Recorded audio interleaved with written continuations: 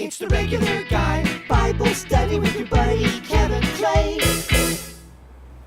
I love that song. Hey, Kevin Clay here with the Regular Guy Bible Study, and today we're going to talk about the most dangerous book. And you've probably guessed already by now that the book to which I am referring is Huckleberry Finn. Woo, woo, woo, woo, coming right at you in 3D. Woo, scary Huckleberry Finn. Okay, although this actually is a very banned book, I mean, just the speech in here about every man's a coward, if you hadn't read that, check that out. That would put this on the banned list for a lot of the more totalitarian governments. It is not the most banned book. Want to guess what the most banned book in the world is? Listen right here. If you guessed the Bible, you guessed right. And why is it banned? Well, I know some of you are saying now, well, it's because it's so full of intolerance and hate and ignorance and fear and superstition.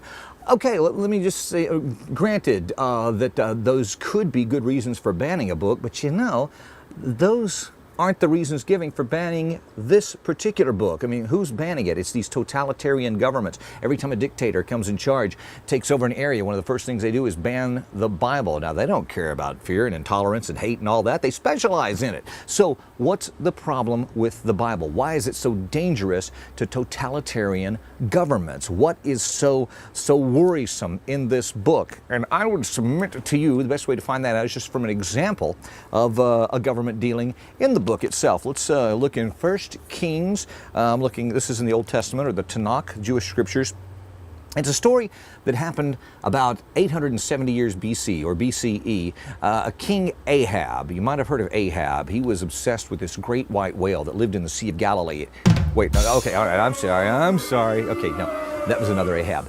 King Ahab was king of Israel, or the northern kingdom at this time. And so he had come out of the Jewish worldview. What was the Jewish worldview? Well, that there was this thing called the Ten Commandments, and there was a bunch of other laws went around with it, but there's this basic 10 that everybody was subject to, even the king. The government, whoever's in charge, the most powerful person in the world, can't change these principles. Things like thou shalt not kill, thou shalt not steal, don't bear false witness, stuff like that, And so that was the tradition he came out of. Why is this important? Well, to help you understand his reaction to something that happens here. Ahab, at one point, goes to a guy named Naboth the Jezreelite. Now Naboth, he's nobody, but he owns this field, this vineyard that Ahab really wants. It's in a good part of town. Actually, it's in the Jezreel Valley, which is very nice, near the Sea of Galilee.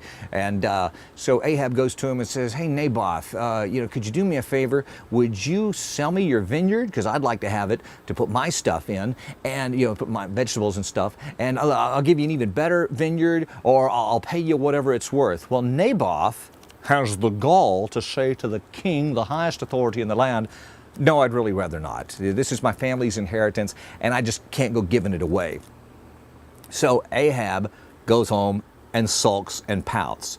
Now, a lot of times you just read that and people just go, yeah, okay, of course he did.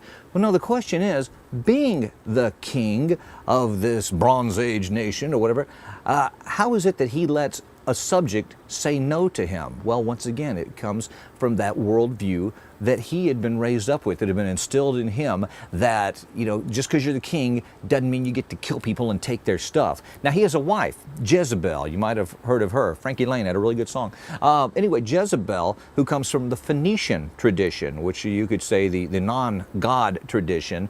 And the Phoenicians had gods, but there was a difference. The gods of these other countries, they never really got onto the leaders for doing anything wrong. As a matter of fact, they pretty much always seemed to agree with them. And here's a major difference in the Bible and other religions. The Bible is one of the few things that I've found through my study where the prophets will actually condemn the political and even religious leaders of the day if they're not following the standards. You see, if the Bible was just all about keeping people in control, well, then all the political and the religious types would work together for control and to maintain this power. But not the way it works in the Bible. Because now let's just go on with the story and so you can see what happens. So Jezebel comes into Ahab and she says, "What are you so upset about?" Says, "Why are you so sullen? Why won't you eat?" So he tells her what happened with Naboth. And she said, "Is this how you act as king over Israel?" See, she buys into this concept of Rex Lex. The king is law. Whereas the Bible teaches that Lex Rex, the law, is king. And it doesn't matter who you are, you can't go around certain laws. They apply to everybody equally. That is what is so dangerous about this book to totalitarian governments. And that is why when you try to get rid of the Bible and its teachings, you do so at your own peril, because you just open the door for these people like Jezebel who have that view, hey, we're the government. We're the main ones in power. We should be able to do what we want. So what does Jezebel do? She has some guys trump up some charges against Naboth. Oh, bearing false witness. There's a law against that, but that doesn't apply to her. She doesn't buy into that. And so Naboth is killed. Ahab ends up with the vineyard. Would be the end of the story, except one of those pesky prophets of God shows up and says, Ahab, you're going to pay for that. And that was the wrong thing to do. Even though you kind of let your wife take care of it, you're still responsible. That, I think, is a perfect example of what is so dangerous about this book. And once again, if you get rid of that concept that there is a law higher than man, then suddenly man becomes the highest law, and things tend to be pretty bad. You see, that's why you can't have rights without God. You say, oh, that's just Christian talk. No, that's actually from a very, one of my favorite atheists, George Carlin. Look up on YouTube. He's got a bit about privileges and rights. And what he maintains, and I think correctly so from an atheistic viewpoint, that anything that can be taken away from you is not a right, it's a privilege.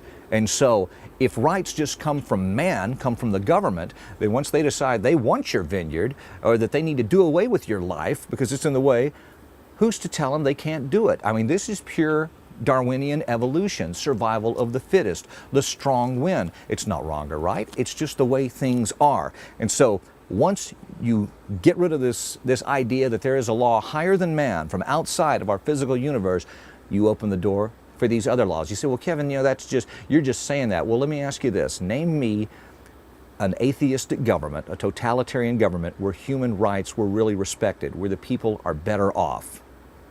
I'm thinking. You may have some countries that start going towards atheism that do okay for a while, but then things seem to quickly unravel. So once again, if you're wanting to get rid of the Bible and this concept of rights and, a higher authority and all that, you do so at your own risk.